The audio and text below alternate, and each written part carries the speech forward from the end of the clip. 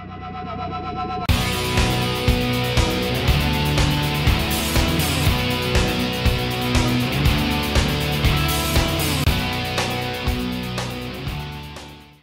guys, Surgeon here with another Cigar Federation video review. Today we're going to be reviewing something from Gurkha. Now I know I can hear the collective moans out there. Gurkha is a very popular brand, and here at Cigar Federation we review everything regardless of what some people might think, and we review based on the cigar's performance.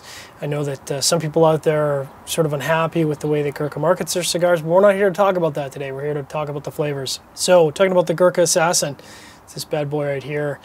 This is the Assassin XO Maduro, and it came as a part of the Godzilla pack, which is the sampler pack that Gurkha manufactures. They're all 6x60s, and they produce 8 cigars in that sampler pack, and this is one of the cigars from that sampler pack. A little bit about the Gurkha Assassin. It's got a Brazilian wrapper. It's got a Dominican Republic binder. It's got Nicaraguan and Peruvian filler. I always am interested when I see Peruvian filler because I think done right, Peruvian filler can be really interesting. This comes out of the Honduras. They say this is a full-strength cigar, so we'll see if that's true. At a 6x60, we'll have lots of time to settle in and see what the cigar has to offer. Now, normally I would use a single torch, but given this is a 60 ring gauge, I'm going to be using the double torch today. The Cigar Turum. Cigar doesn't sponsor me for this. I paid for this out of my own pocket, but hey, Cigar, if you want to sponsor me, please get a hold of me. Pardon me, surgeon at cigarfederation.com. I'd be happy to take your email. At any rate, we'll get to toasting and cutting and talking about the cigar. So before we do that, of course, want to nose this bad boy. So lots of cedar, maybe hints of spice, but I mean cedar is really dominating the profile there on the foot. More cedar, just really light. It's actually for a full-strength cigar. I'm not really getting a lot of aromas off of the cigar. So we'll get reviewing here. So especially with a double torch, even more so than a single torch, you want to be really careful. You're putting off a lot of heat. You gotta be careful not to scorch the wrapper. But with a single torch, it just takes way too long to get this bad boy lit. You can still use a single torch for touch-ups, but for getting it lit, I'm going to use this double torch. And short work of that. So now we'll do a V-cut with my Cigar V-cutter. Now you could, on a 60 ring gauge, opt for a deeper V, but you might find in a lot of larger ring gauge cigars that the draw is a little bit on the open side. That's just because of the size of the cigar. They tend to be rolled a little bit open. And certainly here, the draw is very open. Almost completely open, actually. There's almost no resistance to the draw at all. Initial impressions, creamy cedar, quite light. On the retrohale, getting a little bit of toasted nuts. Not much else. Sitting at the 10-minute mark, and there's an interesting aroma coming off the cigar. I would liken it to mesquite, like if you have barbecue bricks. Kind of reminds me of that. It's not off-putting, but it stands out. And normally with cigar smoke, you know, I'll get a lot of cigar tobacco aromas, and this one particularly stands out. I'm not sure if that's the Peruvian tobacco in there, maybe, but I'll comment if there's any other profile changes here because we just started the first third. We're only 10 minutes in.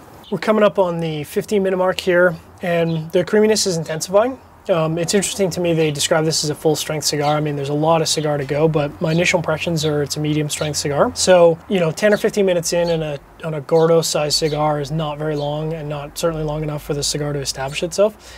But I'd say it's headed in the right direction. It's got a very nice creamy profile to it, and I'm looking forward to seeing where the first third goes. Sitting at the 30-minute mark, and pretty casual smoking experience so far. Not a lot to report on for profile changes. The profile's been pretty consistent. It's got a creaminess to it, a sweetness. There's a little bit of cedar and little tiny bit of pepper and leather coming through in the post draw, but really not much else to report on here. So I got probably another 20 or 30 minutes in the first third before we get into the middle third, so lots to check in on. At the 35-minute mark, starting to see some more flavors develop here. On the retrohale, I'm getting more of a spicy cedar. It's got some lingering spice to it, so I take a retrohale, and then post-draw, the spice is sort of sitting there. It's not very strong in terms of being overpowering. It's about a medium strength, but I can taste some pepper and I can taste some spices post-draw still about 30 seconds after my last retrohale. In the 55-minute mark and at the start of the middle third, not a lot of profile changes. Going into the middle third here, there's more of the sort of sweet, spicy cedar on the retrohale. The draw has a little bit more, the regular draw has a little bit more cedar. Cedar kind of carries through in the post draw, and there's a little bit of leather that's starting to make itself known. Again, mostly in the post draw, so you're not really getting that on the draw until you finish the draw, and then you're getting some leather there. Again, I'm finding this more medium-bodied rather than full-bodied, but we'll see if the cigar picks up strength as the middle third settles in. Hitting the hour and 10-minute mark, and the middle third sort of settling in here. There's some chocolatey notes that are coming through. Again, each draw is kind of finishing with that leather note. There's a little bit of earthiness as well, but it's very subtle and it's kind of being run over by the leather. So as the middle third progresses here, we'll see if there's any other flavors that come to the surface.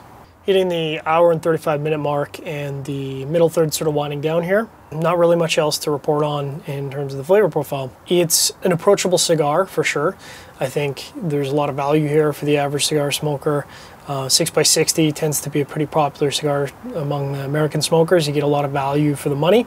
Again, I think this is marketed as a full-strength cigar, and I would say it's a medium plus, just kind of comparing it to the marketplace. It'll be interesting to see what the flavors do in the last third here. We'll be in the last third probably in about 10 or 15 minutes, and I'm guessing about 25 minutes of smoking time-ish in the last third. In the last third, really no flavors here to report on. The change from the middle third, the flavors kind of stayed pretty consistent since the end of the first third. Again, the retrohale's got a little bit of spicy cedar to it, a little bit of lingering pepper post-draw, and a little bit of leather. Not much else to report on. Wrapping up the review of the Gurkha XO Maduro Assassin. Again, part of the Godzilla pack, so I'm going to be working my way through some of the cigars in that pack. Make sure to check out a written review of the Gurkha Assassin at cigarfederation.com. If you enjoyed our review, give us an up thumbs, up arrow, toss us a comment, or you can drop me an email, surgeon@cigarfederation.com. Thanks for checking it out. We'll see you next week with another Cigar Federation video review.